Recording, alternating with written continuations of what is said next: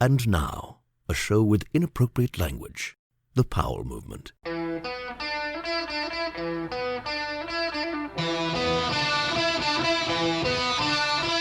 Welcome to The Powell Movement.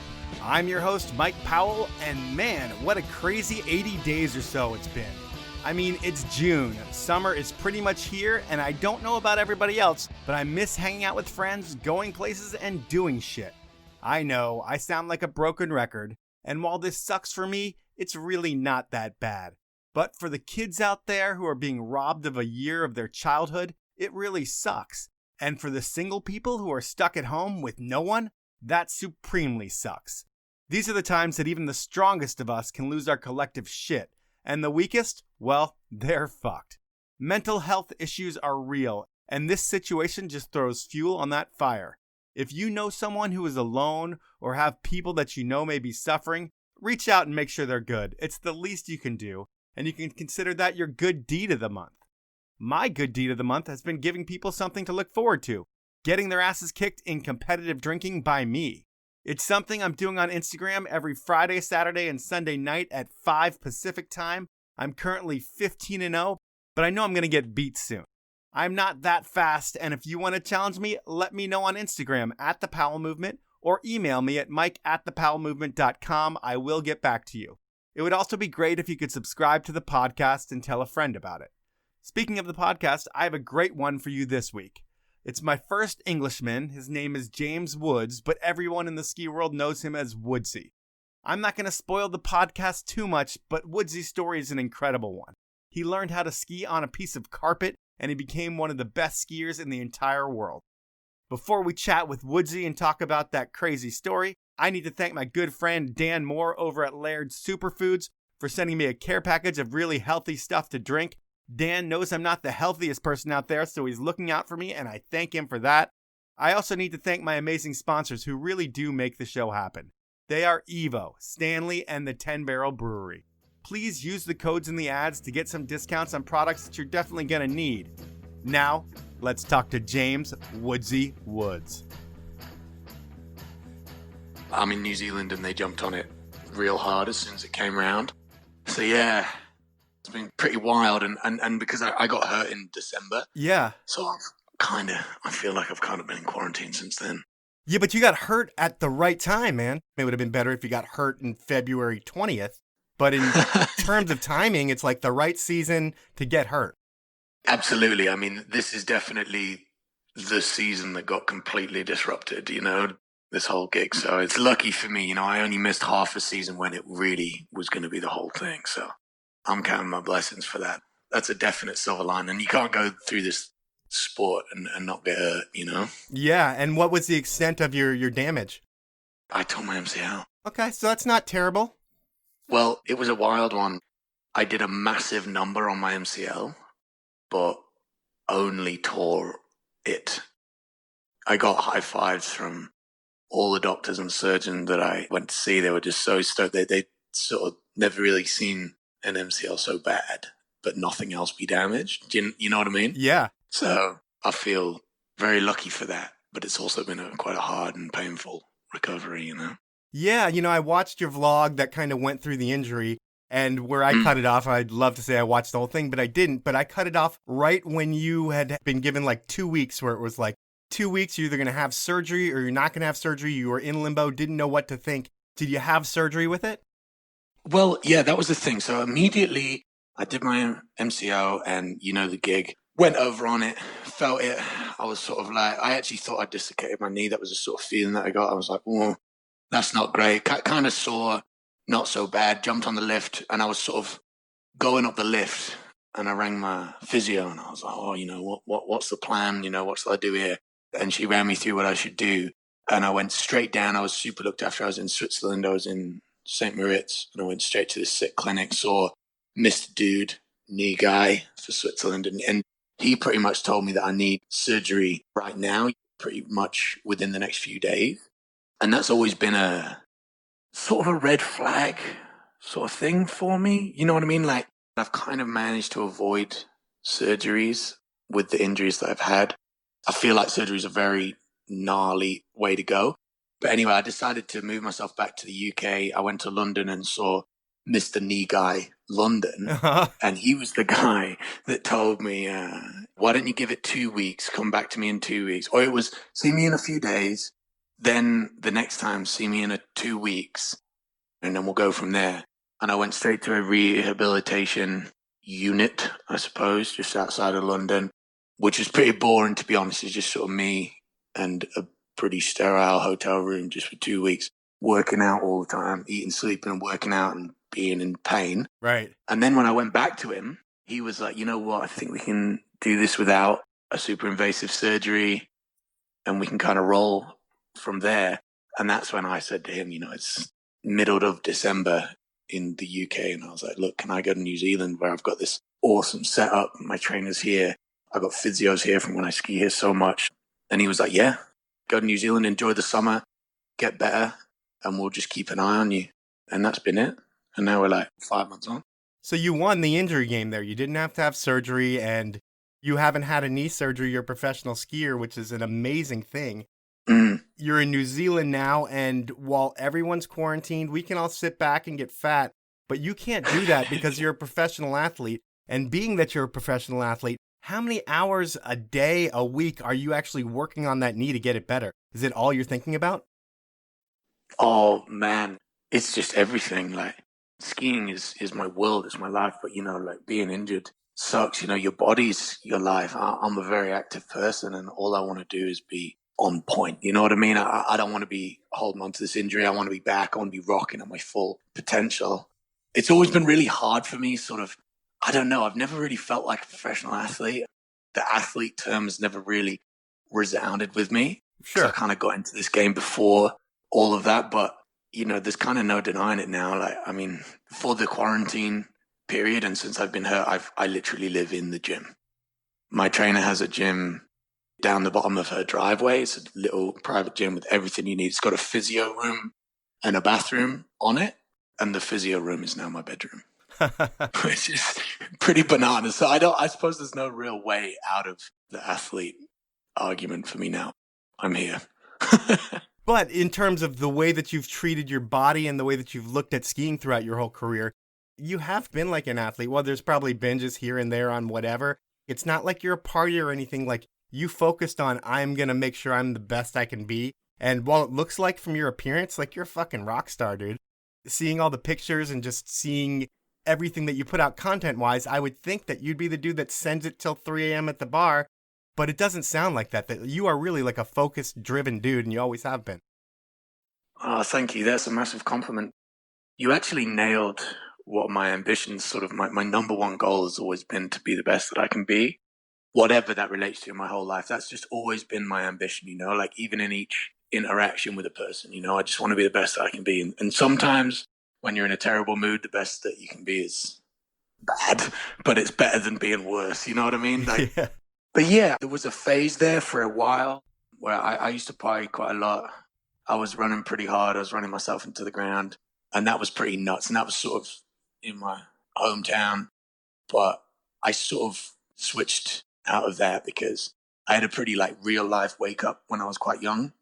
I was like, you get in trouble, with the police, then that's no traveling, and my sole ambition really was, well, other than to be the best I can be, that was my goal. But all I wanted to do was get out of my hometown, get out of the UK, and whatever vessel that was going to be, it turned out to be skiing.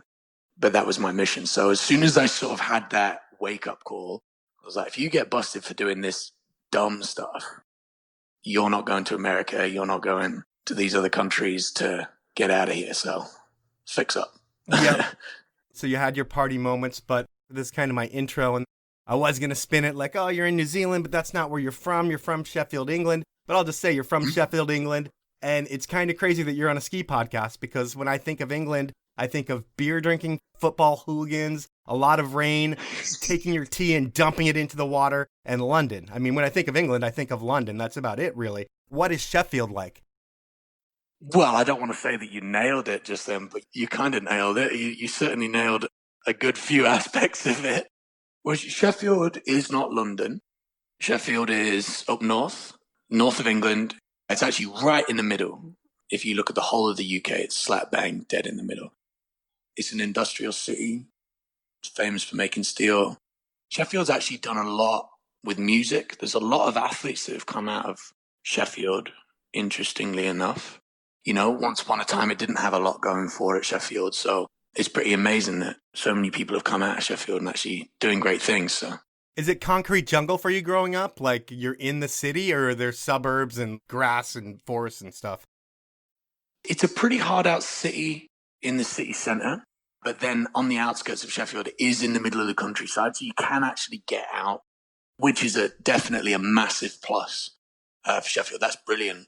Except when I was living there growing up, I couldn't just boost out. I left when I was 15, so I definitely grew up in the city. Did you play football growing up? Oh yeah, everybody did. Not your football, my football, soccer. And that was like everybody's dream, you know, and I liked it. I've always been very athletic. I kind of did every sport under the sun. Were you one of those kids that was good at a lot of things? Yeah, I was good at stuff. My little brother, he was good at everything. And I was good. I was really good at stuff. It was just, I always aspired to be really good, you know, and I always aspired to be my own person. And I think that's why when I discovered the sort of free sports thing, you know, like skating, and I seen pictures of people surfing, I seen pictures of people skiing and snowboarding, that really spoke to me. No rules, kind of? No rules. It was an obvious out. Finding skiing, at least. Most people that come on this podcast, they obviously don't live in England, and their parents start them skiing at a young age, and they get put in a race program, then they hate the race program. It teaches them how to ski really well, though, and then they kill it. But that's not how you find skiing at all. Like, you find it in the newspaper. Yeah, that's funny. There's actually a lot of facilities in the UK, and Sheffield had this little dry slope, and it's exactly that. One summer holiday, my mum found a free ski and a free snowboard lesson in the paper, you know, where you just cut it out. Yep. And you could go up to this dry slope and redeem your free ski and your free snowboard lesson. So I did that, and I must have been 9, 10 years old. And it was cool. I thought it was awesome. I loved it. I was really good at it. I just took to it really well. Mm-hmm. But it wasn't for a few more months. I think it was later on, might have even been the next summer, that my mum was like, well, you really enjoyed the skiing thing. Why don't you go back up there? Because I always skated at the skate park, which was just down the road from it. The next stop on the road was this ski center. And that was it. I went up there, and I seem to vividly remember going up there, having no idea what was going on. You know, I don't have this free lesson. It was like, okay, how do we come and do this? And I remember being at the sort of reception counter, and my mum was looking at it, and it was so cheap. It was like $300 probably for the year. You could ski like 365. Oh, wow. And it was like, okay, yeah, let's get that pass kind of thing, you know, and then you can do it. And skiing was actually considerably, well, it was probably like $50 cheaper than snowboarding, because the ski equipment, they had loads of ski equipment that you could rent. So you just got that for free. And the snowboard equipment, you had to pay a little premium for, because it was less of it. So, you know, it was like, okay, yeah, I'll take the skis. They're cheaper. So you ended up a skier because of price. Exactly. That's really the story of why. So it's not proper skiing in the traditional form. You know, when I used to think about dry slopes, I just thought all skiing that wasn't done on a mountain was done in a big box with like fake snow inside. But what is the dry slope? It's like a huge hill with a ton of carpets on it? Yeah, I mean, it's kind of a little hill with some carpet on it. Okay. I think you probably did describe it. But you're very right. There are the domes, the big boxes, the big fridges with artificial snow in them, which there are a good few around the UK. And they definitely emulate the ski snow feel a lot more because it's real snow. Yeah. But the dry slope wasn't that. And I actually often joke about this because I never really signed up for the cold and the winter, because the dry slope is outside. So it's whatever climate is going. I mean, yeah, the UK, it's kind of cold. It kind of rains, but it's not cold like Colorado's cold. Yeah. Even in winter, it's like, yeah, you do get cold, but it's not the same. It's like 50 degrees and gets to your bones. Yeah, it's wet cold, but, you know, it's not dumping snow. Yeah. I live in Seattle. It's the same thing. Yeah, I imagine, you know what I'm talking about. It's not winter. Yep. So you're outside, which is great. That's like number one great thing for me. I'm outside, and I don't know how long the slopes were The Sheffield one was actually considerably longer, but they wouldn't be over 100 meters long, the slope. Like, they wouldn't be that high altitude-wise, and they wouldn't be that long. So it would be something within that 100-meter zone. Little drag lifts whipping you up, and that was it, really. And is it just like your carpets? Are they just 3-inch fibers of plastic sticking up? And that's kind of what you're gripping on? How's that work? It's so funny to describe. The way I've always described it is kind of like toothbrush material. It's like really, really big toothbrushes. They're hard bristles, sort of held together like the toothbrushes are, and the bristles stick up, and your edge, I suppose, or your base just slides over the top of them. And they have the sprinklers system, so they're spraying some water on it to keep it kind of wet. Okay. You know, when it rains, it would run really, really fast, and that would be such a sick day. I heard it was like a powder day when it rained there. I would never say that, but it was definitely real exciting, you know, particularly when I start getting into hitting some jumps, you know, and hitting some rails and whatever. It would be really fast when it rained. So, yeah, I suppose it was like a special day. It was like a powder day, I suppose. Did you just spray water forever when you'd stop at the bottom? No, just a little bit. And it's actually not what you're kind of thinking. You kind of get covered in this green, sludgy, moldy mess. I'm not selling it very well. I know it's terrible. I should probably tell you that it's like beautiful water spray, like kind of like an ice skater coming to a stop, but it's more like a green, slimy sludge. Okay, well, I'm hopefully never going to go to one because I live in a place where we have mountains, but you had to go to one because you didn't. Yeah. So do your folks fully support you with wanting to ski all the time, or is it something that they think you're crazy for, that you're like the only kid in the UK that's skiing? They are very supportive. At first, I just wanted to do an activity, you know, like I just wanted to go up to the ski spot and, you know, they'd take me up there. They don't mind. Like, I might as well have been in football camp, but I was just going up to the ski spot and shredding there. I mean, there were a few like characters up there, you know what I mean? There's definitely the whole lifestyle side of it. So it was definitely like kind of a sketchy spot to be going up to, being there all the time at like 10, 11, 12 years old. But, you know, they're good people. They're sort of trusting people. And they're super on board, and they helped me go to other centres around the UK. It did kind of come to a head, I suppose, when I was like, look, you know, I'm like 13, 14 years old, and I'm like, I want to go and live in the mountains. I want to go for 6 months. I want to ski every day. And then they're like, hang on a sec, like, what are you even talking about? This doesn't compute, you know, this doesn't work. Because there's no future for you then, right? Exactly. There was like not a track for skiers at that point. Well, there's not. And particularly, you know, because my parents, they never skied. They never have sort of any understanding of what it's about. And to be honest, I didn't either. I never really knew what I was doing. Like, I'd heard of X Games. I watched X Games. You were just going to summer camp, it sounds like, but as much as you could go. Yeah, pretty much.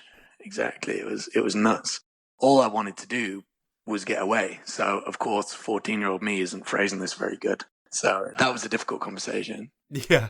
You know, and speaking of just the landscape of skiing where you're from, what British skiers are there that you have to look up to when you're getting into it? You've been skiing for a couple of years and you realize there is a scene globally. Is there any British guys that you're looking to as like the dudes? Yeah, definitely. There was actually a really great scene in the UK. It was amazing. You know, there were ski and snowboard magazines, there were brands sponsoring people. It was really crazy. And I've always sort of thought that I went through a kind of tier system. You know what I mean? It was like at the Sheffield ski village, like our little ski center, we had our own hierarchy, you know? It's like your local hill, and you sort of work your way through those ranks, and then you sort of go to the dry slopes nearby, and then you're sort of in the UK scene. And I sort of worked my way through that, and then you go over to Europe. And back then, you know, this is nearly 20 years ago, like the Europe scene was a whole different beast to the North American scene. Mm-hmm. So work my way through the ranks, like all the way back down to the bottom, work my way through those ranks, and then start posing the questions of, oh my goodness, well, America's there, that's the dream, try and get over there, and then you're really at the bottom of the pile over in America, and then you got to work your way through that. So it's a really cool sort of system. I remember for a long time, it was always like the best day of my life, you know, biggest day of my life. There was so many of those. Now it is time to take my first sponsor break, and Evo and Evo.com are the places to go for all of your adventure needs. They have all the brands, all the products, and the best service in the industry. While these are difficult times, Evo still makes it easy to get what you need. Whether you are setting up a curbside delivery or ordering from the website, Evo has all of the deals and has you covered. Speaking of deals, I have a special one for you. Purchase any of Evo's branded products, think gear that is just as good as the big brand stuff without the hefty price tags, and I'll save you 20% on that branded stuff when you use the code POWEL20 at checkout. I should also mention that Evo offers a low price guarantee, free shipping on orders of $50 or more, and a no-hassle return policy. Evo has been supporting the podcast since day one, so please support them back. My next sponsor is Stanley, a brand that's been around for over 100 years and is known as the brand that forever changed the way that hot drinks are consumed with the invention of the steel vacuum bottle. Back then, the technology was game-changing, and today, Stanley will keep your coffee hotter for longer than any other bottle on the market, and it'll also keep your beverages colder. Nothing else comes close to the brand that invented this category.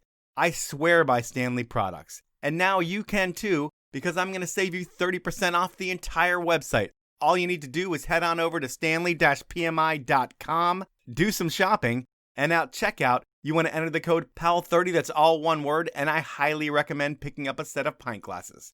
Those are my sponsors. Now let's get back into the podcast. It's like you're constantly having to reprove yourself. Like you're the little kid in Sheffield, and you go win like the British World Championships or the British Ski Championship in 2007, and you've proven yourself to England. And then you get a bid to go to like the X Games in Tignes in like 2011. You go there and you prove yourself in Europe. I think you get third at that one. And then eventually it's like you go to the X Games in the US, you get third there. You proved yourself to the global market. Eventually you win the X Games and you have that thing you can check off the list, but it's always like you had to prove yourself. And is it like a relief on each level once you kind of get to it and you're like, ooh, I can go to the next game? It was kind of like that. I suppose I always, since day one, all I ever looked at was the professional skiers. Who were the ones you looked up to? Well, I mean, Candide is the best of all time. It, yeah. I mean, no disrespect to anybody else, but Candide was just the dude. But I certainly come from the generation like Tanner was incredible, Yud and Pep, and I hate even saying names because everybody's just a massive inspiration. Whose posters did you have on your walls? When you like were going to sleep at night and you're looking at dudes on your wall, who were they? All right, I had a Tanner poster. I had a Laurent Favre poster. I had a Candide poster. I wasn't a super fan. I never stared down people in particular. And I'm still kind of the same. I'm terrible at watching others. All I ever want to do is do it myself. Okay. So I was never that like super fan of anything. But the small snippets that I did see, like, for example, if I did get my hands on a magazine, I'd cut out everything out of that magazine. And like, I remember there was a few pictures of skiers that I'd cut out of magazines and they were the posters on my wall, you know? Yeah. And it was always dreaming about emulating that trick. And I don't even know who half of them were. I just wanted to do it myself, you know? I know that's kind of terrible, but I was sort of really jealous of anybody that got to be able to do it. So all I wanted to do was be there myself. Yeah, I think it's pretty cool that you weren't looking to anyone else personally for inspiration. You're just looking at the actual tricks and you could care less who the people were. In terms of where you're going with your career, like I mentioned, 2007, you go to Lax for the biggest event of your life at that point. It's the British Championships, a huge event. And it's like a circus there, I feel like. There's slopestyle, big air, skier cross. There's like a Red Bull home run. And do you do all the events there, or is it something where you're just picking one or two? No, totally. You do everything. Well, not everybody does everything, but I did everything. I mean, I feel so lucky myself because I got to experience that era, you know, like, and I was inspired by the era where pro skiers did everything, you know, they filmed movie parts, they did backcountry, they skied pipe and slopestyle. And I mean, we even had ski across events, you know, like the first big events I did were half pipe events. Which is crazy. Yeah, which is kind of nuts. I haven't been in the half pipe for a while. I remember that decision to leave half pipe alone. That was actually a hard decision once upon a time, but now I think it was the right decision. The progression in that sport, or in the half pipe side of things, is, I mean, both sides, it's ridiculous. But you win that championships. That is where you meet Pat Sharples, and he's a legend in the UK ski world. He was a sponsored rider, then the Salomon and Oakley team manager. And it seems like you and him pretty much worked together for years to put the British ski scene on the map. And how does that relationship develop? Oh, it was so great. I mean, that was certainly a huge marker in my life. You know, I bump into Pat. I don't know if you've met Pat before, but he's just the greatest dude. He's just such a nice bloke. And he was, you know, the top level skier himself at the time. So he's not a mentor figure for me so much. He's like a skier that I want to be like. You know, we were skiing together. And it was just as he was running the Salomon team from the UK, and he put me on that. And we skied together so much, and we became such good friends. And then he sort of moved into being that guy that my go-to guy. Like, he helped me with everything. He still does, you know, like we're best friends. But it was really great, you know, because we sort of came from skiing together to the world. It was so nuts. He was saying that Solomon was like, what are you doing putting this little kid on the team? There's a lot of people out there that maybe are better, but they were all known, established people. And Pat was like, no, this dude is the future. And it's always great when the team manager thinks that way. We're not going to poach from another brand. We're going to build from our own. And that's what he did with you. And everything he told Solomon was right, because 15 years later, you're still killing it. Is he the one that gets you all your sponsors or helps get you a lot of the sponsors that you have?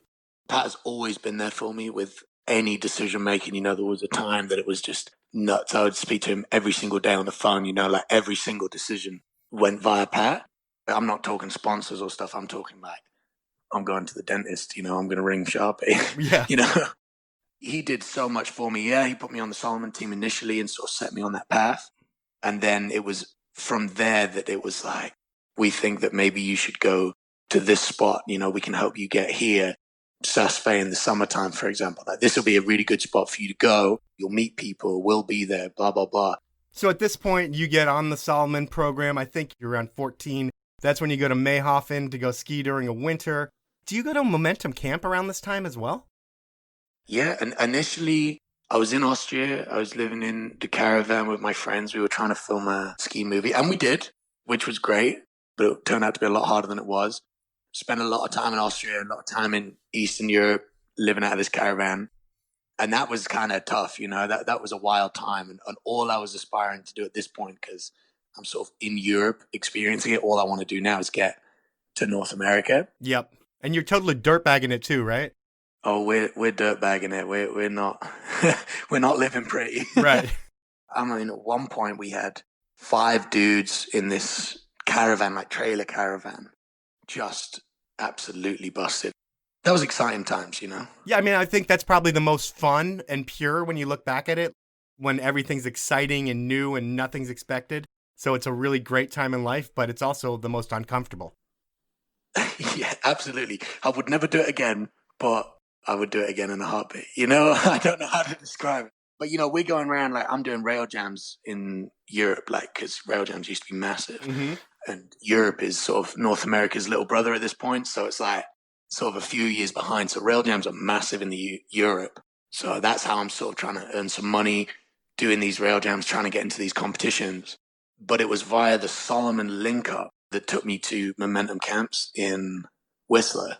And then that sort of opened up a whole new North American side of my skiing. You know, I got to meet so many people. You know what it's like, these summer camps, like everybody's there. That's when I got to meet all the dudes and sort of get that FaceTime. Does that make you feel like you belong when you can go ski with all those dudes and realize your tricks are on par with what they're doing? Do you leave North America with the belief like, I'm going to come back there and I'm going to blow some minds in a few years? Or is it just like a really great experience? Really great experience. I always had this crazy feeling, you know, I wanted to be a pro skier. I wanted to be that respected sort of something, you know, I really wanted to come and do it, you know, like I just wanted to be part of the crew. That's what I wanted. So meeting so many people there was fantastic, but all I wanted to do was be in that bubble. And that bubble was my aspirations. All I ever wanted to do was get in there and make it. The traveling bubble of pro skiers? I don't know. It was so weird. It was this artificial thing in my mind. And I was just desperate to be part of the crew. So it was great to meet people there. But I think at every step of the way, I just wanted more. You know, like you never feel like, I mean, I'm out here wondering whether I'm part of the bubble right now. You know what I mean? I'm like, I hope I'm like part of the crew. I just want to be skiing with everybody. I don't think it ever stops. It's just like an individual's perspective of it, you know? Yeah, well, I think if you have that attitude, like you can always be gone and forgotten about, then it makes you work that much harder too. Because some people think they belong there and they should be there regardless, and they're the people that disappear quickly. So the next year, you convince your parents to let you go to the U.S. to train at Breckenridge. I would think that's a bigger conversation because you're going a lot further. What do your parents say to that? Like, are you in school? Are you living with a family? Or do they just totally trust you and you're with friends? Well, it was a very interesting time because initially when I wanted to go to Europe and be in this caravan and do all this traveling and make a ski movie, they're sort of thinking, we're not on board with this. This is crazy. You got to finish school. You got to do a normal life. Like, you have to set yourself up. But this is where I'm like, no. Like, this is what I want to do. And obviously I'm saying it so poorly. I'm not structuring a good argument to parents that want me to finish school. Right. But there was an event in the UK. The London Freeze came to the UK, and that was real deal. It was a full international event. Everybody was there. It was massive. There was a big crowd, and I was there and I was in it. But because I was the British guy, we were in London. You know, I got all this recognition. I managed to squeak into the finals, and everyone was going bananas for me, which was amazing. And that was, I believe, a huge turning point for my folks, because they saw it and they were like, wow, he's not running off to the mountains to waste his life away. You know what I mean? Like, he's not just running away with these druggies to do that. Yeah. Like, he's actually doing something big. You know, you can't really deny that when there's a big crowd of people going bananas for you. So it was so cool. And I got to thank that aspect lots, because then the conversation of, yeah, that's what I've been saying. I want to go to America and do this for real, actually became a plausible thing. And of course, you know, by this point, you know, I'm earning prize money. I've got sponsors paying for me. There's no argument here. This is just me saying, this is what I do now. And when you get to the States, you go to Breckenridge. At that time, that's where everybody is, I feel like. There was a time where people were at Keystone, but then they went to Breckenridge. And is everything bigger there? Is it like, compared to what you're used to in Europe and in England, when you get to the big jumps in Breck, is it something you have to get used to? Oh, mate, you wouldn't believe. I talk about how the tier systems sort of go, and obviously the dry slope was up to not very much.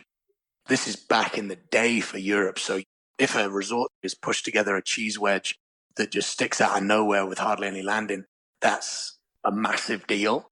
And obviously Europe has their games sorted now by a million miles, you know? Yeah. On par, if not better than North America nowadays. But then it was not. So coming to America with these pristine, literally out of the movies parks, literally, these are the jumps that the guys are filming on the movie. Yeah. It was perfect. It was unbelievable. And all I ever wanted to do was be part of the crew. And then all of a sudden I'm seeing these places that I sort of half recognize because I've seen pictures of them before. But it wasn't the jumps. I've never been scared of the jumps. It was all people. I remember going up that lift in Breckenridge, looking over Park Lane and just thinking, wow, maybe I can't do this. Like, every single skier here is better than me. They're all unbelievable. And I don't know anybody's name. You know what I mean? It's crazy. These aren't even the big dogs when they're... It's just every day at Breck. Yeah, every day at Breck. That was an amazing time. And that's a turnaround moment, I think. That could have been, you know, a full stop on it. It's like, oh, I can't hold my own here. This is nuts. Who ends up being your crew that you ski with on a daily basis? Man, like everywhere, I lived with some great people. They were wonderful. But, you know, I'd always just go up and see whoever, you know. Like, I've always been a bit of a loner in my own, like, way. But then I'm sociable. Like, I can make friends with whoever and, you know, we'll have a shred. We might ski this day and then not see them for a while, ski by myself, like meet up with another bunch of people. And that's sort of how it's always been. Like, it sounds so nerdy. I was such a nerd, obviously. I just boasting around by myself. No, it just sounds like you're one of those dudes that everybody gets along with, and it doesn't matter where you go, you're going to have 10 friends there that want to ski with you, which I think is cool. Where some people might be shy if they go somewhere by themselves and not meet people. It doesn't sound like that's you. Yeah, I think I've been lucky like that. I've always been happy to make friends. You can see it in your vlog. If anybody's watched your vlog, I know a lot of people have watched it. The charisma that you have and the personality that you have, you know, the skiing is at an incredible level. But when you bring the personality to it too, it really completes everything. And I think that's why you do so well. You can obviously get on the podium everywhere, but people want to promote you because you're one of those people that people like. I liked you and I've never even met you, but just watching and doing research on you, I'm like, this guy is awesome. And I don't even know who you are. Oh, thank you. You're welcome. That's nice. Yeah. So your breakout year, I'd say, is 2011. You've won your 5th British World Championships in a row. You go to the World Free Ski Championships in Park City. I think you ski pipe and slope in that one. Yeah. You qualify in 3rd in the prelims. You finish in 8th, and that gets you a ticket to the X Games in Tignes. That's another level up when you go to the X Games because the British ski scene really hasn't existed on the X Games level that I know of. There's got to be no pressure on you whatsoever from the outside world to make the finals in the X Games, going against dudes like JF Houle, Andreas Hatveet, B-Dog, Bobby Brown, Gus Kenworthy. Are you shitting your pants at this event? Oh, man. It's crazy. You're bringing it all back to me. It was amazing. I got goosebumps now, even thinking about it. I genuinely do. I remember getting that email, just losing my mind. It was suddenly we're in Tignes. And again, actually, I was lucky again because I genuinely believed that I was in that X Games event in Tignes to make up numbers. It was a European X Games. So, they wanted some European countries involved. So hook or by crook, I ended up getting an invite. And luckily, out of nowhere, Tignes and the whole of the French Alps is just inundated with British people. Seasonaires, like living the dream. They're out in these resorts for the season. And just like it was at the London Freeze, there was more British people there screaming my name than anything else. It was crazy. Huh. So, I've been so lucky at so many different turns. And then, of course, I somehow fluke a podium there. And that was just, there's no words to describe. I'm not very often lost for words, but that was a day. And I think you probably have a couple times you're going to get lost for words as we go through your career, I feel like. But you end up with the bronze medal at that one, and you say that it was fluke, but it's no fluke. You got 3rd at the King of Style soon after that one. It proves it's no fluke. I don't know. I think that was a fluke. I have a cool story you might like about that. The second the hubbub died down, you go to prize giving straight off the snow. They charge you through the whole press conference and it's been hours since you've skied. You still got your sweaty socks on and you're charging around lots of people asking you questions. You've got this medal around your neck. And the last thing they sort of do is they give you this little baggie to put your medal in, Uh-huh. Or maybe they give it you at the same time. It's in my pocket. And I remember getting up to my hotel room and all the adrenaline's out. And I'm just like, oh my God, I'm holding this X Games medal. I just don't even know what's happened. And I remember thinking that it was a fluke. And I remember literally at that point, I put the medal in its little bag and I'd swooped a plastic cup off of a table outside, it had someone's rank, little bit of beer left in it. And I just buffed that out and I put the medal in there in its little baggie in a beanie. So it was just a thing. And I left it in there and I said, it's staying in there until I've earned myself another one, until I've really earned one. And then I can celebrate it. Now it is time for my final sponsor break. And the 10 Barrel Brewery, based out of Bend, Oregon, has been brewing the Northwest's best beer since 2006. But they don't only brew tasty beer. They have supported the ski, snowboard, and bike lifestyle with athletes and events because that's what they are all about. And with events on hold at the moment, it's all about the athletes. And the current lineup is mountain biker Brittany White, snowboarder Eric Jackson, Curtis Cizik, biker Carson Soerch, and skier Lucas Walks. And that world-class team is just one way that 10 Barrel puts its money where its mouth is. While times are different right about now, some things are still the same. The next time you head to the store, please pick up a 6-pack of 10 Barrel and do what the folks who brew the beer like to do. Drink beer outside. Those are my sponsors. Now let's jump back into the podcast. They had a whole lot more planned for winter, but with the quarantine, everything has been put on hold event-wise. The good news is that even with all that we're going through, you can still drink beer outside. Next time you're at the store, pick up a 6-pack of Profuse Juice, a hazy IPA that I'm loving right now, and a beer that gives 1% of sales back to the Surfrider Foundation. Those are my sponsors. Now let's jump back into the podcast. The next big X Games for you is one where you go in Aspen, and I would think getting to the U.S. for the X Games, this is the dream from your childhood. Oh, yeah. That's the Olympics, is the X Games. To kids of your generation, the Olympics were never a thought. You never thought, oh, I'm going to be an Olympian. Mom, Dad, skiing's going to make me an Olympian. No, you thought you might be an X Games gold medalist. And you finally get to the big dance. It's only a couple Euros, and a lot of them North Americans as well. Does the magnitude of the X Games in Aspen do anything to you? Does it mess with your head at all? It doesn't mess with my head, but I'm losing my mind. That doesn't make any sense, does it? No, I'm going crazy because it's obviously X Games Aspen. But the year after teen, I was an alternate in Aspen. So I did get to go there and I got to experience it. And I remember vividly being an alternate that year. Josh Christensen and myself, we were the alternates. We were the young grommets. And Josh was the first one and I was the second one. And I remember Josh was just like, he's such a humble dude, the most nicest guy ever. And we were good friends at this point. And the year when we were in alternates, he was just so humble and so happy just to be there, even though he wasn't going to do the competition. And I was there like as second alternate under Josh, and I was absolutely spewing that I wasn't in, you know? So I was like, no! And I'm losing it, like, you know, trying to be quiet about it, but I probably wasn't. I was just like, all I want to do, like every single run of practice, I'm trying to win the competition, you know, in the hopes that someone sees me. And I remember actually that's the first time I met Tanner.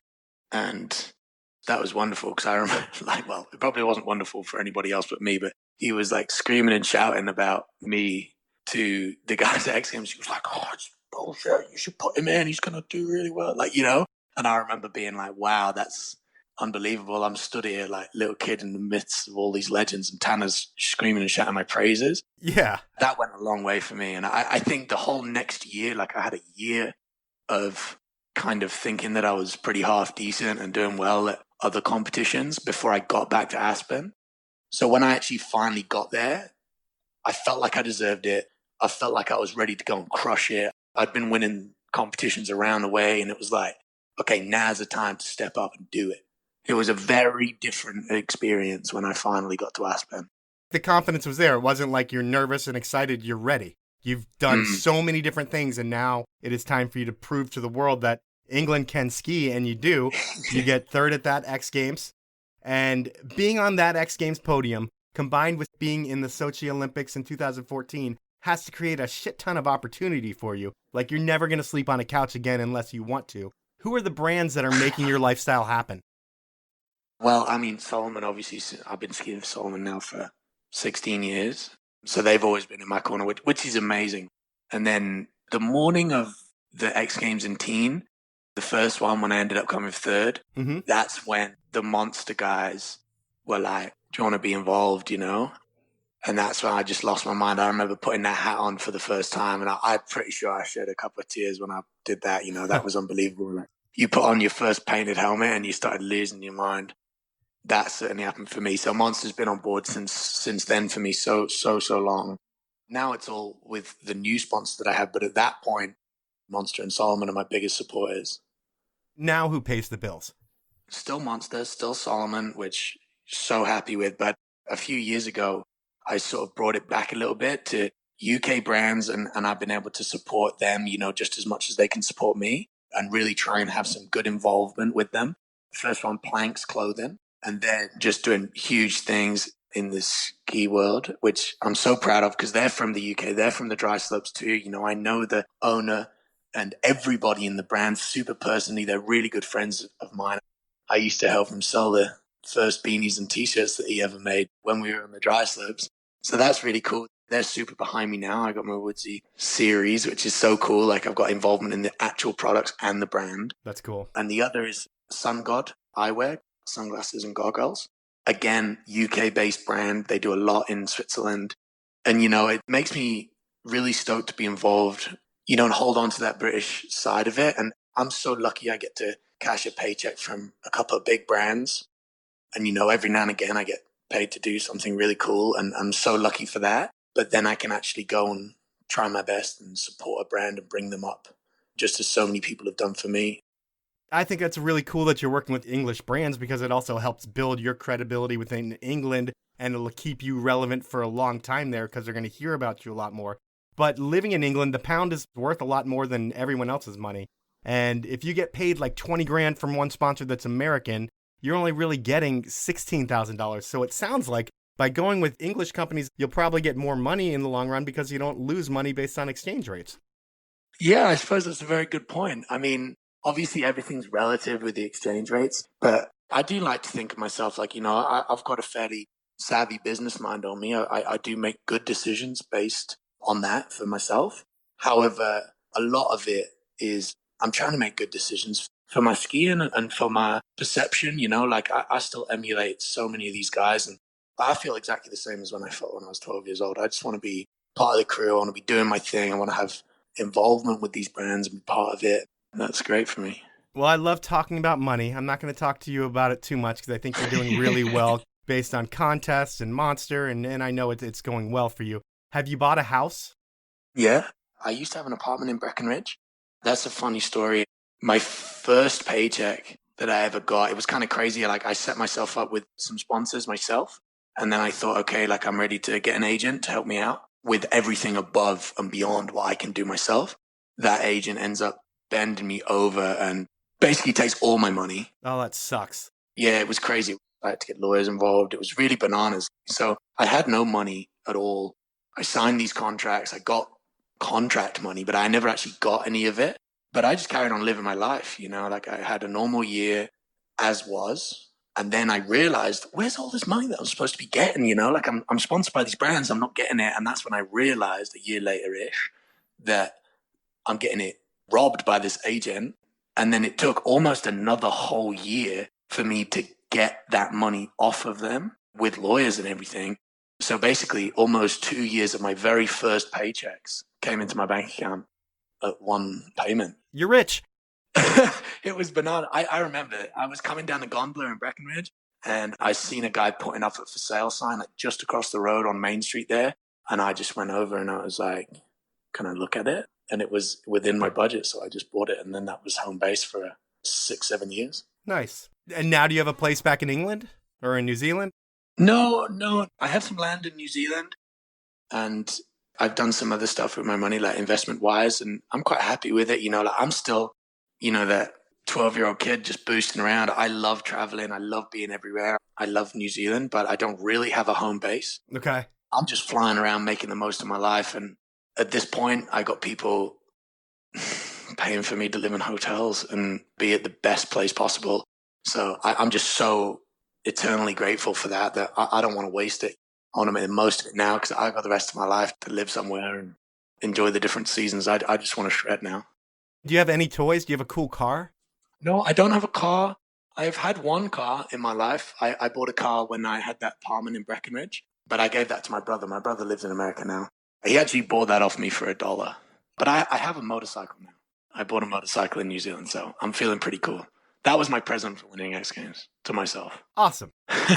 When we find out that Slope and Pipe are going to be in the Olympics, what are your initial thoughts? Are you excited? Because it wasn't something you thought about as a kid, but are you excited now? Is it a big opportunity for you? This is so funny. As soon as we heard that slopestyle was going to be in the Olympics, well, actually, what was it? They were talking about putting half pipe in the Olympics. So everyone sort of kind of had that on their radar, but they hadn't decided they were going to do it. But the half pipe guys were all like pushing for it because obviously snowboard was in beforehand. And slopestyle was that sort of the thing the cool kids did. And then who cares, And I was doing everything like the guys I was aspiring to be like. And then when the announcement whether half pipe was going to be in or not, when that came on and they were like, half pipe ski is going to be in the 2014 Olympics and just a curveball, we're going to throw slopestyle in too. And you probably remember, everybody was like, what? Are you joking? This is crazy. Like, no one even thought that. Yeah, I was just kissing my budget goodbye. It was bananas. No one ever saw that come in, and it changed everything, really. But even like to that point, I mean, I still didn't really aspire to go to the Olympics. It was just sort of, is it going to be in or not? And I remember, like, it was Pat who I picked up the phone to, like it was always, like I mentioned earlier. Mm-hmm. And I'm talking to Pat on the phone. I remember I was like, hey, man, like the conversation probably went something like, how crazy is that? Slopestyle and pipe can be in the Olympics. And I wasn't like, yo, we're going to do the Olympics. We're going to go and this can be awesome. I was like, well, are we going to do it? Is it going to happen? Like, who's even going to go? Like, is that a good idea? I remember the first topic was like, well, I'm not going to be able to smoke any more weed, Yeah. you know? And that was one of the first things. It was like, who's even going to do it? There was the professional question going around, like, what does it mean? Is it an amateur thing? Like, is it even going to be legit? I remember when we got all that information and it was like, well, I suppose somebody's going to go, somebody's going to end up winning it. Like, if we all don't, like, somebody's going to go and swoop that prize, like, from under our feet if we don't go. So might as well line it up. That was how the Olympic conversation went. And then from there, once I decided, okay, like, that would be cool. Let's do it. Let's set our sights. And I suddenly realized that I see everybody else who come from ski nations, you know, and they're like teeing up the Olympics like nobody's business, because obviously they're growing up watching racing and they know what it can do for a sport. And I'm there sort of like still debating whether free skiing is a sport. You know, I was like, okay, well, I better take this seriously. And I remember that's when I said to Pat, I was like, okay, well, I don't want to go to the Olympics like as a token British guy. Like, I want to go as world champion and I want to be really good. So there's no like Eddie the Eagle talk about me. Like, I'm not embarrassing myself. I'm not embarrassing anybody else. Like, I'm going to go and crush it. So that was my ambition. And I managed to go in highly qualified. For you, being well above, I think, the level of most slopestyle skiers in England at that point, it's pretty much a given that you're going to make the team as long as you're healthy.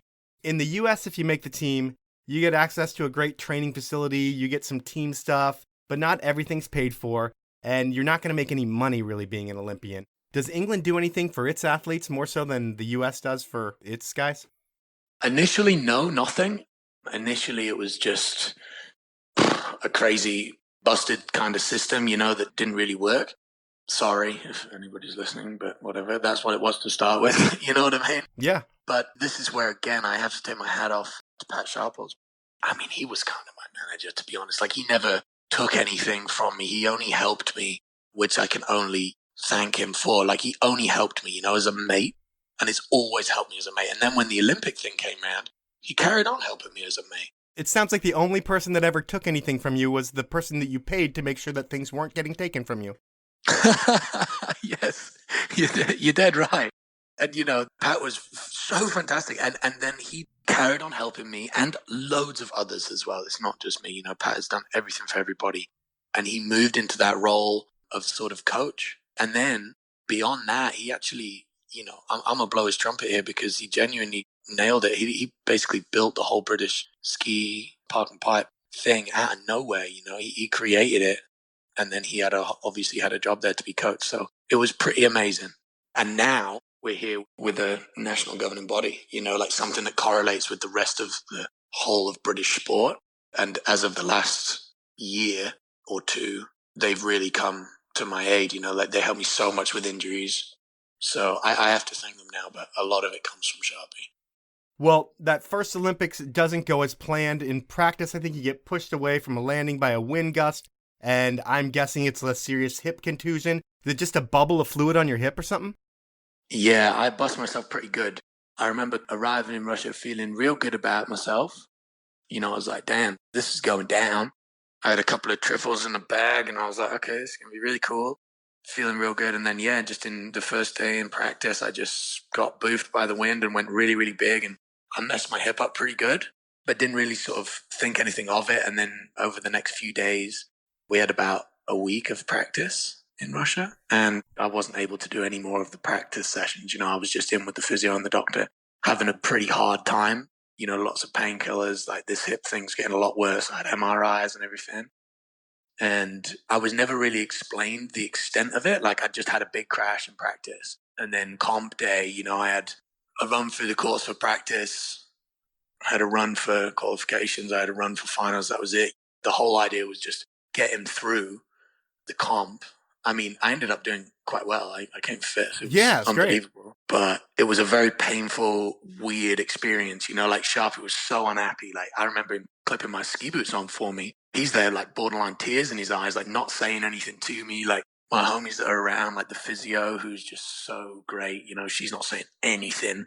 Sharpie's not saying anything. It's just like, oh dear, this is weird. And then straight up after that, you know, it was like almost 6 months out skiing, and that hip problem is still bothering me right now. Oh, man. What level of pain are you skiing in? Is it like 1 to 10? Are you skiing with like a 9 and just trying to make it through without falling? Oh yeah, we're talking 10 out of 10. We're talking full painkiller. Like I'm kind of dizzy. Like it's absolutely bananas. And this is when I really sort of realized that the Olympics is a very weird job. Like I'm not doing this for me. This isn't my gig. This is way above and beyond me. And I don't know if I particularly like it. Yeah, your whole nation's rooting for you and counting on you, and there's a real chance that you can walk away with a medal. And I'm sure leading up to it, people are talking about it, probably not as much as the second Olympics, but at this one, you get fifth. And if you get fifth place in the U.S.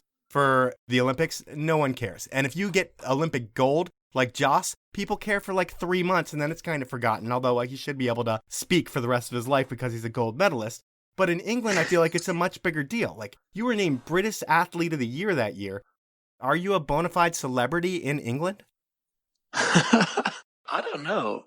I don't spend a great deal of time in the UK. I certainly got some props for it. I don't know. Like, it was weird. I never really spent any time in the UK since I left when I was like 15. So I don't really know anything about that. I wouldn't say that I was a celebrity. I'm just busy going about my business. Okay. On the hill, there's really been no slowing down for you. I think every year you're on the podium or you're doing a tour. And the next big event for you is the 2017 X Games. And you finally get your X Games gold medal. It's one of those things that completes a career, I feel like, in skiing. It's like, once you have it, it's a relief. You've checked that box, and the dream that you've always had is done. Is it a relief for you that you're like, I finally did this? I mean, do you look at yourself as like, I'm the best? I don't think I look at myself and think I'm the best. But that year. Well, I was certainly so proud. I mean, ever since I was a grommet, like, everybody told me, you're never going to go to X Games. Like, you got to stop telling people that that's your goal, Like, people are out there trying to soften the blow for me. You know what I mean? Yeah. When I'm a kid on the dry slope in England thinking I'm going to do everything. I remember specifically this one guy, he was a kind of like role model type person. He was like, look, man, like, it's so great that you want to get it and you need to keep going and all that stuff. But I remember him saying, nobody wants to see a kid from Sheffield at X Games. And X Games is a TV show, It's America. No one wants to see a kid from Sheffield there.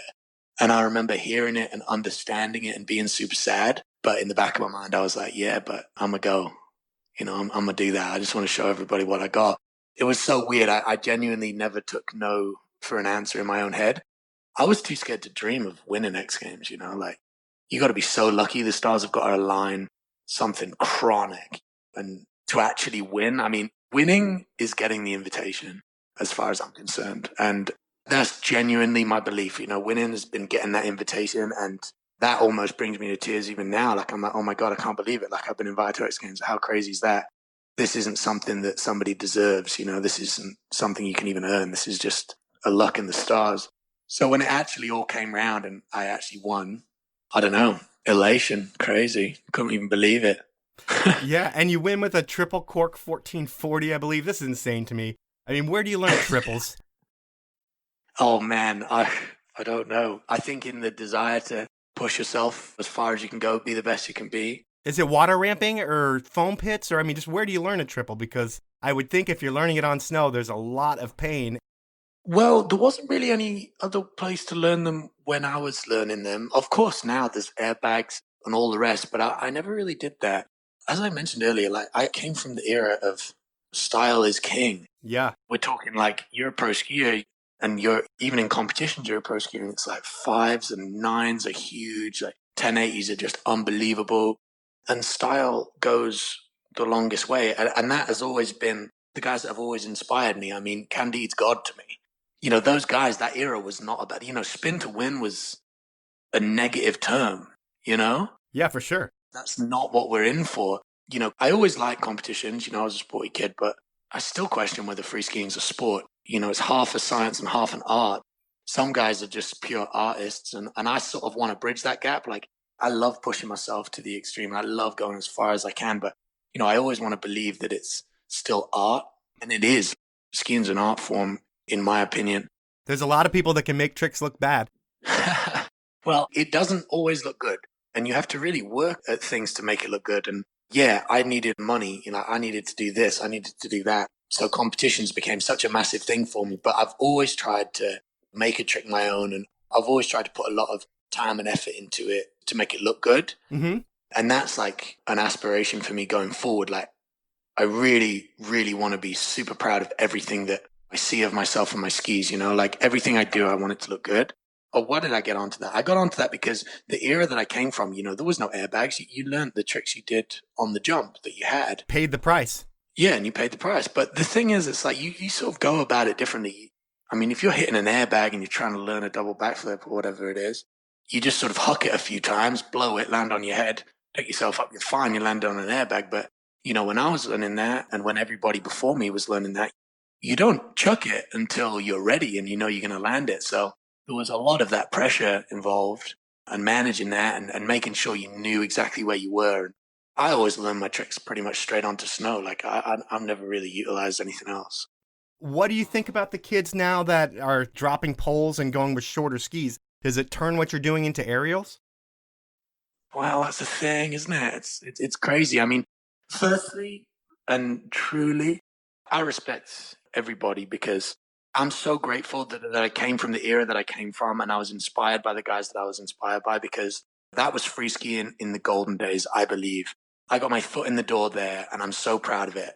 But now, like I get to reap all the benefits of all of those guys' hard work. Like I get to go and ski at the Olympics and that's purely because of those guys, like whether they were competition people or focused on style or whatever it was, like those guys' efforts opened up this huge door of opportunity for all of these kids now. There's a pathway into skiing and it might not be the same as what it was, but these kids, like they're still inspired by those same skiers and they still want to be that pro skier. It's just that the path's sort of different, you know what I mean? It's just different. Change can not feel great sometimes, like often people are like, oh no, it sucks. Or you can hate as much as you want to hate, but I get to know these kids personally and they're so great and everyone just wants to be the best they can be. And it's just a funny time right now because being as good as you can be is so different to what it's ever been. Like every single one of those kids could do the dopest 180 and 540 that you ever seen in your life. They just choose to spend their time hucking meat, and doing these massive tricks. And, that's just as hard and it takes just as much commitment and passion. I can't knock these kids, They're so talented and they're so driven and they're not even getting paid. Like they're not even like looking at money, like they got to love it, They're you when you were 11. Yeah, exactly. And they don't know, like they're trying to be the best that they can be. So I'm just grateful personally that I got to see both sides of it and my preferences are my preferences. And now I get to try and hold my own among this sort of new crowd. And look, Henrik's doing it. He's killing it. Like, it's not like anything's stopping. Like all this chat about the Olympics is like, yeah, it only changes for you if you let it change. There's nothing to say that you can't be who you want to be. And whether you want to do that at the Olympics or on your edits or whatever. Speaking of Olympics, you go to the Olympics again. Now, the last time you went to the Olympics, you got 5th, and I would think you were stoked with 5th because you were hurt and you shouldn't have even been skiing, but you did anyway. This one, you get the worst place you can possibly get at the Olympics. You get 4th, and it's like you're right next to the podium, but you're not there. Are you really bummed with that one where you go in skiing really well and you're healthy compared to the last Olympics and it doesn't all line up? Another point and you're on the podium, but that didn't happen? Yeah, I mean, I'm bummed. Like, I mean, I was bummed after Russia as well, like obviously I was going in there with big high hopes and, 5th is great and everything, but I'm still bummed, like I wanted to go and win like everybody did.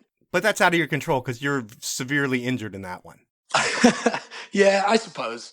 But then, arguably it was my fault that I got hurt, Yeah, you shouldn't fall. You shouldn't fall. What are you doing? You made a bad decision. And that's like the competitive side of me comes out like it does in everybody. And I think that's healthy. You want to get out there. You want to do it. So I am really ready for career. I don't want to blow it again. And actually in the finals, like I ski really great. I'm really happy with myself. And in the finals, I think about this quite a lot actually, because my first run in the finals, I did a brilliant run. It was all great. And then the very last hit, I went ever so slightly too big. And how many times have I landed like that, switch, and been completely fine. But I just happened to land heavily and my chin hit my knee. And I smacked myself. I cut my chin and I blacked out for a sec. Like I banged my head, something chronic. And I like knocked myself out and I was like fell over. Didn't really know what happened. And when I picked myself up, I looked up to the big screen, and that's where I found out what happened, because I was looking at the TV like all dazed out, like, busted all my stuff and I'm bleeding. And I was like, oh crap, there's loads of people watching me. I look like a chump. What happened? Looked up at the TV, realized that I was all gravy. I was all good. And I kneed myself in the chin on landing. And then I just, boof, lost it from there. And then I went around and I just tried to do that run again. But I was kind of dizzy. Like, it was kind of crazy. Like, the experience, when I went back round to the top, that's when I realized that my chin is completely open.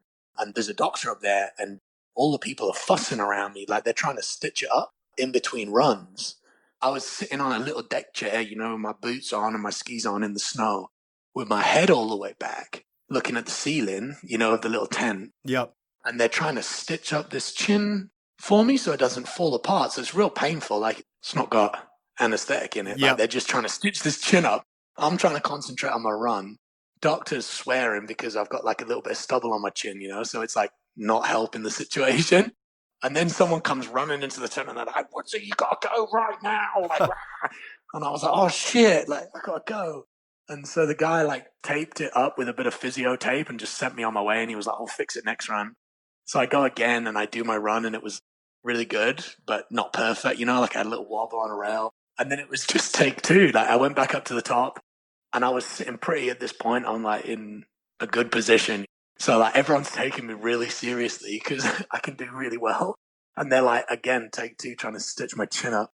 It doesn't work again. And then they whap a bit of physio tape back on it, and I run out there. It's kind of comical, really, because I didn't even get a chance to think about my run. It was just get up, go. I was a bit disappointed with fourth, with all that, because I think I might have done a little bit better if I didn't boof my first run and then have all that drama, for the second and third, and I could have improved. But fourth is kind of crappy, I mean, I'd rather have ninth than fourth, personally, because if you get ninth, you're just like, oh man, I had this problem, and that's why I didn't get a great score. If you're in fourth, you're like, oh man, I came off that rail an inch early, and that cost me a medal. Yeah. Those thoughts certainly run through your mind, and obviously it's a big deal, like it's career stuff, it's life stuff, and it's achievement stuff. But when you do win, you got to be so grateful, because the stars have got to align, and all these things can happen. Like, you can lose a ski, your binding pops off, or you can knee yourself in the chin, or the wind can push you a bit too far. Like, it's not about your ability, you've got to be so lucky to string together wins. It's such a crazy sport, and it's art, it's not first across the line. It's not how many goals you get.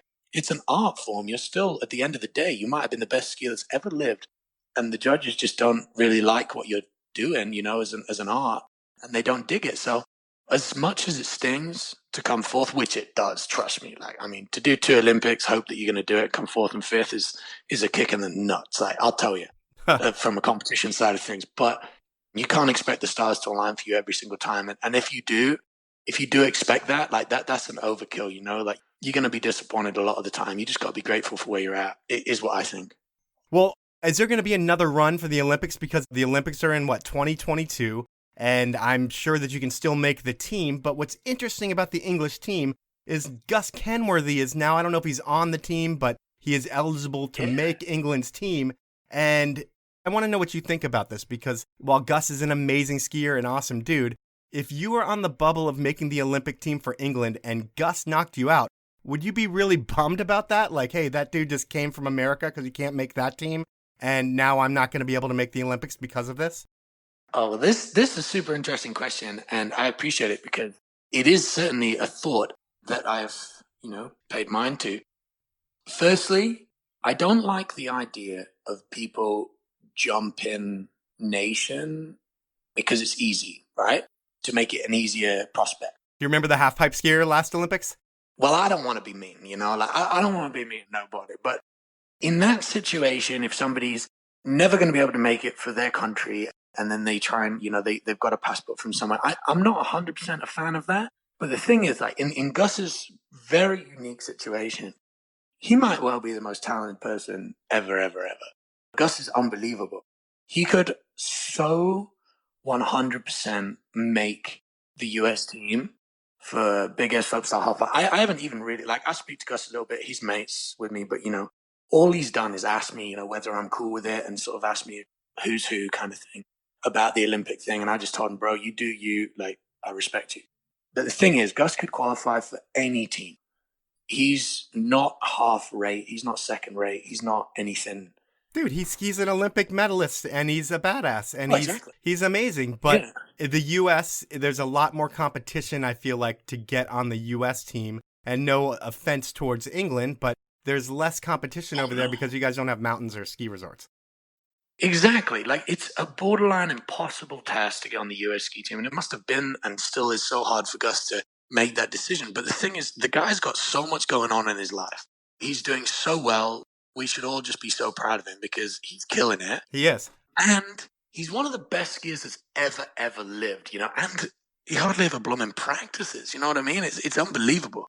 So the fact that he's decided that he's going to go with the UK, and I assume that he's probably going to give it a good nudge for big air slopestyle and halfpipe. I assume that's his ambition. All he's done is bought himself some time. And I respect that because he's got a busy life going on. And the thing is, for me, and I'm sure it's in Gus's mind too, is I don't want to go to the Olympics, I don't want to go and celebrate that fact. Like, I want to go and I want to do my best to try win. You know what I mean? Yeah. That's why I'm going. Like, I don't need to qualify against all of these American guys just to go, but I don't really mind that because I want to beat them anyway. Sure. You know what I mean? So let's say Gus and two other guys from the UK come and they beat me out and I don't get to go to the Olympics. Well, then chances are I probably wasn't going to go to the Olympics and win, which is what my ambition is to do. So I wouldn't really mind. Like, I mean, if I was to let Gus qualify ahead of me and bump me off and two other people from the UK, yeah, all right, I don't get to go to the Olympics, but I don't like to cause a song and a dance about going. I want to go there and try my best at winning. So if that was the position that I was put in, I wouldn't be in the position to go there and win. So I don't mind. Each to their own. Well, I say this to every competition skier that I speak with. I hope you do go to this next Olympics, and I am rooting for you to win the gold because I think that is very awesome. It would be amazing. But at this point in the show, I have something that I call inappropriate questions. And I get someone that you know to ask you 3 questions. And this week, I reached out blindly to another Sheffield legend, Paddy Graham. Oh, my goodness.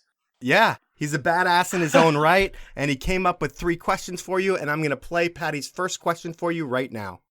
The first question is, what happened to his friend's nipple on a dry slope? Oh, my goodness. That's so crazy. I haven't spoken to Paddy in so long. That's really nice to hear. Well, that was one of the first legends of the Sheffield Ski Village dry slope, is that someone was shredding without a t-shirt and went down hard. And this abrasive toothbrush surface is not like a soft toothbrush. We're talking like hard as you like toothbrush bristles. The legend is he fell on his front and... Did they ever find it? Well, I don't know, man. You weren't there? No, this is legend. Okay. We'll leave that at that. We'll go with question number 2 from Paddy. Second question would be, how hungover was Mike Douglas when we ate all the chicken strips? Did you take the Godfather out and get him absolutely hammered? 100% yes. That's great. That was an honor. That was pretty great. Certainly one of the reasons, if I doubt whether I'm actually an athlete or not, but Mike Douglas and a few of us came to the UK and yeah, we went real hard. He had a bad couple of days after that. Yeah, poor guy. But it was great. We had a great party. All right. Well, we will go with your final inappropriate question. The final inappropriate question is, did Sandwich Girl ever make you that sandwich? Oh, goodness me. Yeah, Paddy does know me. That's the thing. Who is Sandwich Girl? I don't... Oh, goodness gracious. I don't know. That was a good time. He's trying to put me on the spot, and he's done a very good job with it. But yeah, good times. I remember some good times. You're not going to fall for it. You got some media training in you, I feel like. Well, no media training, but I've got enough training to know just don't even go there. All right, we'll leave it at that. So that's the podcast. I want to thank you for your time and your story. It's a pretty cool one, man. I mean, no one expects an English person to have good teeth, and no one expects an English person to have an X Games gold medal in skiing. You happen to have both, and really, that's a testament to the internal drive that you have, because coming from a land that's flat and rainy, you have to really want to be a pro skier, and you have to have the talent to make it and the drive. And I think there's still one box for you to check off in your career. That's Olympic gold. That's in a few years. And Your career's been awesome to watch, man. You definitely have no robotic style whatsoever. It's fun to watch you in the air, and I appreciate all you do, man. Thank you. Thank you. Really, that's so kind. I really appreciate it. Thanks for having me. So that was time with Woodsy, and what a story he has. He didn't start skiing until he was like 10. He grew up skiing on carpet, with none of the opportunities that most of my guests have. And he made it to the top of his profession on heart, dedication, and purely wanting it more than anybody else. And while he doesn't care about being the best, just being his best, you could make the argument that Woodsy is one of the best park skiers in the world right now. Aside from his injury, he's been killing it contest-wise, and the one contest series that I didn't mention is Slush. Slush is pretty much a pro-level game of skate, and while Woodsy has been a part of these events, he really shines as a commentator and ref. And I hope, when Woodsy is slowing down as an athlete, that he ramps up his TV work, because skiing needs some personalities, and there aren't too many in the contest game. That's the podcast for this week. At this point, I want to ask you to review me wherever you listen to me at. Tell some friends about the show, and please support my great sponsors. They are Evo, Stanley, and the 10 Barrel Brewery. Please be smart, stay safe, and have a good week, everyone.